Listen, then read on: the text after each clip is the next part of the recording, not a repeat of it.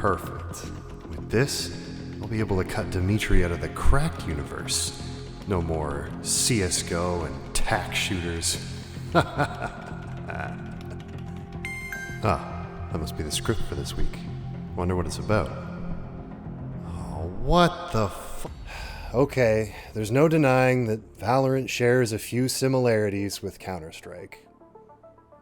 Okay, more like a lot of similarities. But when it comes down to straight up copying Valve's homework, Riot managed to screw up the whole just change it up a bit so it doesn't look obvious rule. I say that because basically every gun in Valorant is just a ripoff of a CSGO weapon. He copied my whole f***ing flow! Word for word, bar for bar! The classic is the Glock, the Sheriff is the Deagle, the Vandal is the AK. Hell, the Bulldog is basically just the Famas and the Galil Frankensteined together. But when it comes to Riot's dollar store dupes, no two weapons are more alike in premise than the op and, well, the op. Whether it's the big green or whatever the hell this is, the premium bolt-action snipers both play a similar role. They're both high risk, high reward, typically one shot, one kill, and absolutely control the battlefield when in the right hands. Seemingly a 3-on-2, a 5-on-2, right, every single time. Still winnable. Fallen needs the ace clutch. He's got two. Oh, come on, Fallen. Yeah, the blood's flowing now. Fallen, another.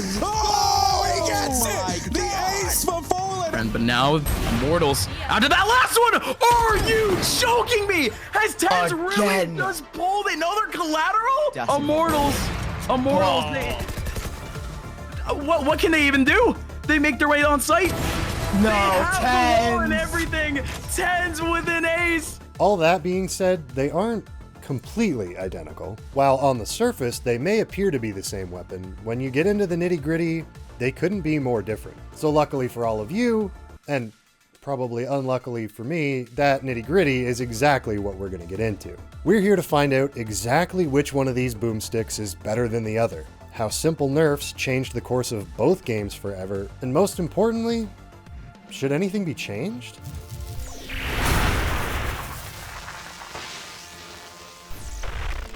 Oh, right, I guess since I'm hosting this video, this is the part where I have to tell you to like and sub and all that stuff, so do that, I guess.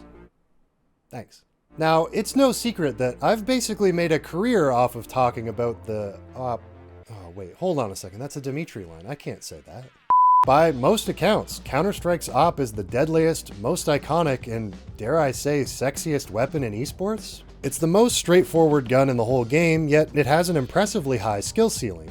That's why those who are able to master it are considered gods on the server. And from 1.6 to Global Offensive, the big stick has been responsible for some of the most legendary plays in the franchise's history.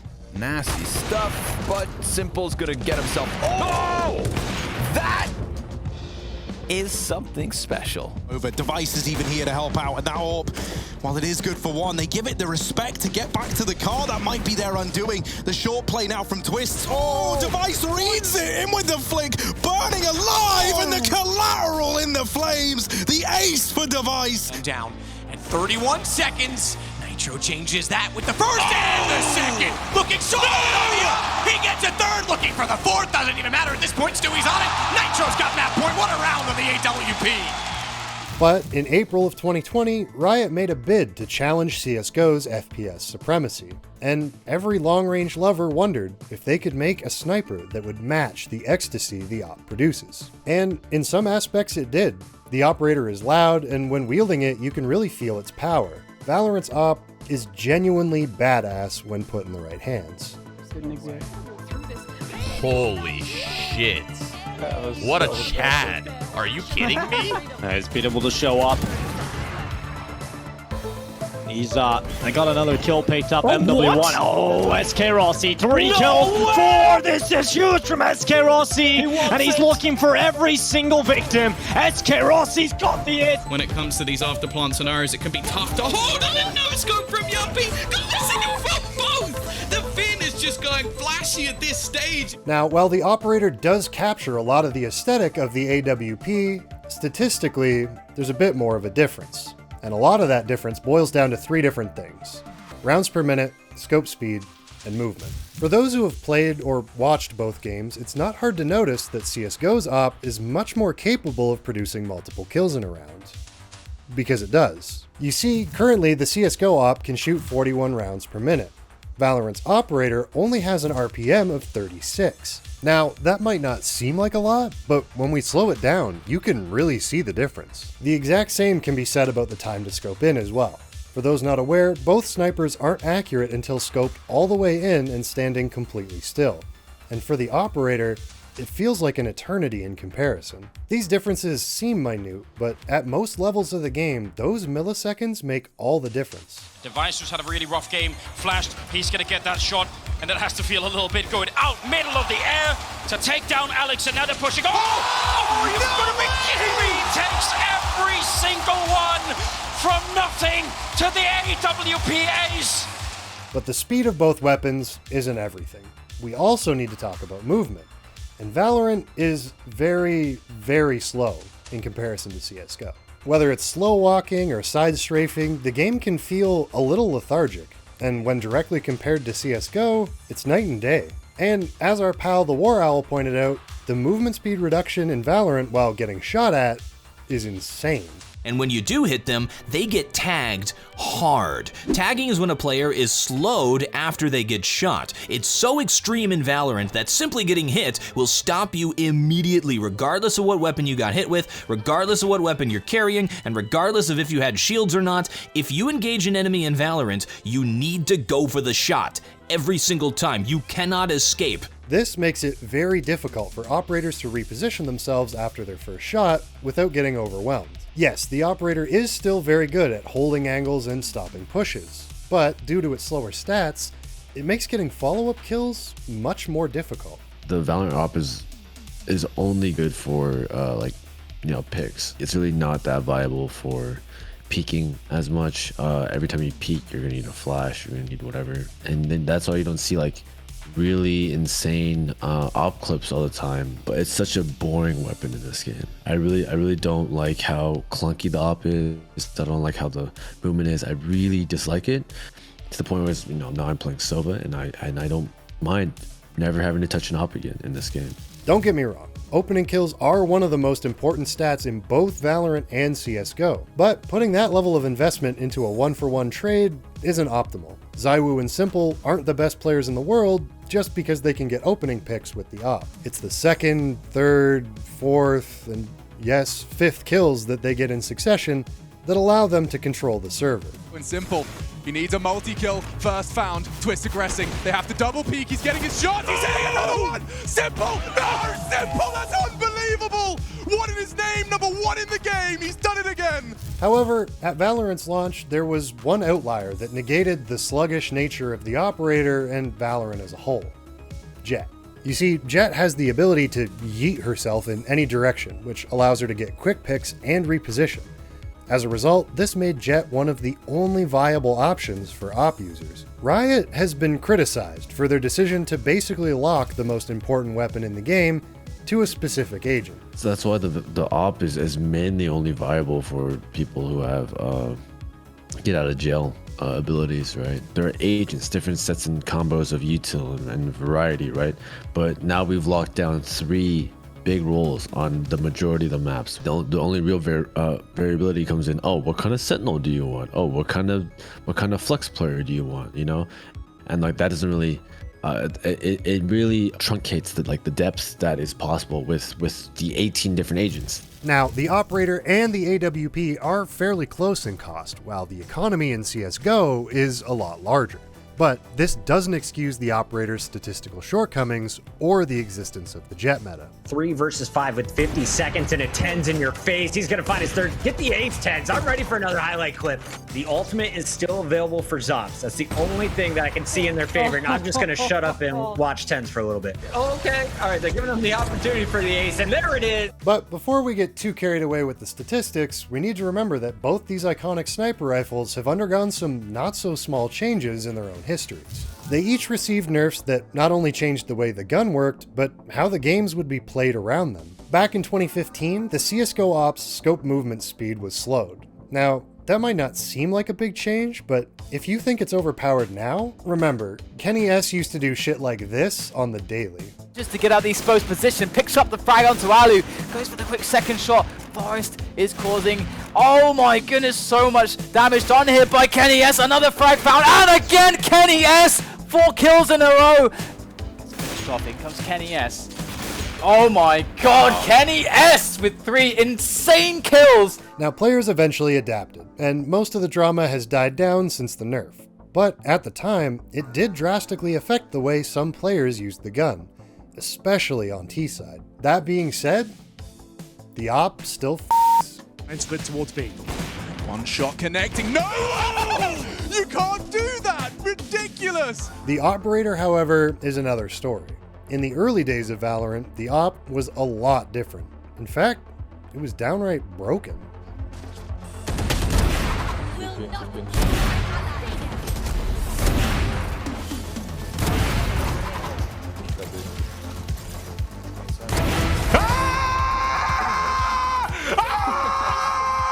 Changes to the operator definitely needed to be made. No one really argued otherwise. But what we weren't expecting was an entire rework. The price was increased by 500 credits, scoped movement speed was reduced along with the rate of fire, and the return to accuracy after moving was cut in half. By almost all margins, this was an entirely new gun. It was so drastic that Riot's lead agent designer had to preface the patch notes so people wouldn't freak out. Look how they mess with my boy. Now, we are talking about gamers, so people did freak out. But a lot of pros actually welcome this change. Feels more balanced. I'm not gonna lie, feels more balanced. I'll admit it. Did a good job, Nicholas Wu. So to make a long story short, the AWP is just the more effective gun when compared with the operator. To give you an idea of just how much more effective, let's take a look at some of the weapon stats from the 2021 PGL Major and Valorant Champions 2021. At PGL, the op was used 11.58% of the time, and it hovers around that margin at most major LAN events. But the operator's popularity was only 5% at Champions. That's below the Classic and the Ghost. It's also no coincidence that many of CSGO's greatest players have also been primary operators. The significance of the role it plays cannot be understated. The operator, on the other hand, just isn't quite there. The AWP raises the hair on your neck, it makes fans jump out of their seats, and it's the reason CSGO is one of the most high-octane games to watch. There's Twist poking his head out in the toilet. ZywOo trades another clutch. Maybe ZywOo on the site. Cold hiding behind the truck. And now ZywOo dancing left and right. He's got to pick his shot wisely. He's only got one chance. Oh! Oh my goodness! And all of this brings us to our final question. Should anything be changed? Are we just okay with the operator playing the role that it does? Well, it depends on how you look at it. In CSGO, there will always be detractors who think the AWP is overpowered. And yes, it can be annoying, but your whole team should have a plethora of utility to counter it. In Valorant, it's not that simple. Only specific agents get smokes and flashes to deal with the operator. And as Reddit user Sociopathic Frogs argued, you spend almost all that utility on a jet with an operator. But like I mentioned earlier, this isn't an accident by Riot. Or at least not exactly. Riot clearly didn't want their game to revolve around the operator, so they nerfed it into the ground. But with those changes, they created a whole new problem with Jet. But Riot isn't stupid. They saw the issue and decided to fix it in the most Riot way possible, adding a completely new agent.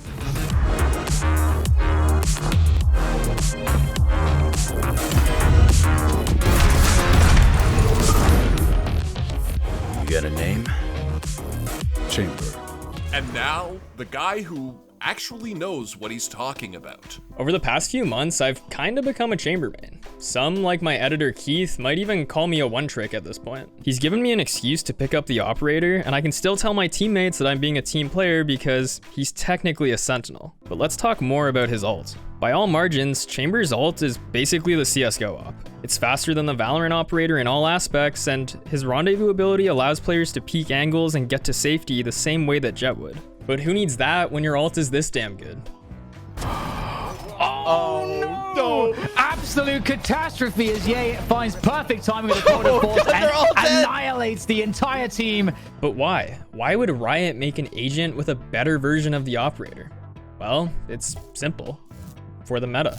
As much as Riot doesn't want their game to be centered around one weapon, they don't want it to be centered around one agent either. The nerfs that they made to Jett just weren't enough, and thus Chamber was born. In Berlin, Jett had a pick rate of over 82%, way more than any other agent. But since Chamber and Fracture came out, the pick rates have been a lot more level. But Chamber isn't overshadowing Jett because he's new and shiny. The impact he has on the economy is actually his main draw. Chamber in general, it just has a great, as the most economically efficient kit. Really, all you need as a chamber, right, is to make sure you have at least 4,200, which, you know, is 2 trips and armor and a rifle, right? And you don't even buy sheriff bullets until, you know, you can't afford a rifle. I feel like the chamber op is in its own way just as overpowered as Jett knives. Actually, you know, probably more overpowered than Jett knives, to be honest. I feel like it's a lot easier to get those 1 or 2 picks, and it's very easy to whiff with your Jett knives. To help, Valorant stats god Ominous even spelt it out for us with this graph. As you can see, Chamber mains are spending a hell of a lot less than Jett mains while still providing solid damage output. Jett's mobility still makes her an extremely useful opper, especially if you want to be more aggressive, but you can't deny the appeal of a free op every 5 or 6 rounds. Oh, he puts it high up. Oh, what the? Hard left. I'm Jen. He's walled off. He can't go deep. Can't go deep. It's walled. 100%. Like he's right. Oh, shit on. I fucking love free ops. And that was the guy who actually knows what he's talking about. Hold up. How did Nile end up stealing my segment? Is this what Dimitri feels like when I cut in on his script? The question remains, what is Riot going to do going forward? CSGO is clearly more comfortable with the meta that it's built up over years of gameplay. Players at all levels are generally much more accepting of the role that the AWP plays within it. But Riot isn't the detached, absent father that Valve is with CS. As new maps and agents come out, the meta will change.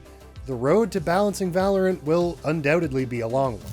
Even now, Riot is working on another Jett nerf specifically to her Tailwind ability for patch 4.08. But we'll have to wait and see if this has any major effects on her strengths as an opper. And even though the AWP is statistically better in its own game, the operator is still extremely important to the fabric of Valorant. Whether you like it or not, it will be a massive factor in how the game evolves in the future. The only way they can buff the op in this game in terms of like speed and fire rate, so that we can actually start seeing like cool things and have the op actually be more like the chamber op, where you can see like these incredible multi-frags, right? Incredible miracle rounds, right? Like the simple rounds, the cold zero rounds. The only way you're ever going to see that is if they buff movement as well. Because if they don't buff movement, then the op would just be way too overpowered. It's long on him, but you got this. Dimitri's not better than me. He's not better than me. I can do this. He's definitely better than me. He's a theater kid. I can't top that. Woohoo! Easy game. Easy game if you play right, boys.